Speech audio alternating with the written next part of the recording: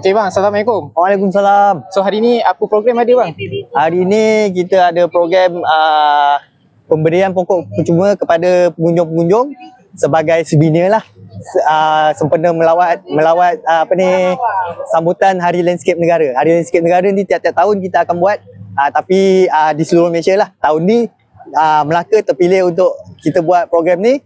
Jadi ini adalah souvenir daripada kita lah. Kita akan bagi pokok percuma kepada pengunjung-pengunjung. Ini pokok apa bang dapat ni? Untuk slot kali ni kita bagi pokok kelapa. Kita ada macam-macam pokok sumbangan daripada Jabatan Perhutanan Melaka, Jabatan Pertanian, Jabatan Pertanian Melaka dan Jabatan Pertanian Malaysia.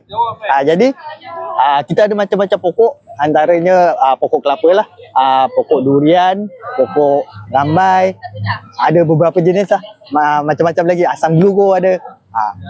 So jadinya bila je boleh claim pokok ni bang? Boleh claim pokok ni daripada start hari ni hari Khamis sampai hari Ahad kita ada dekat sini selagi stok masih ada.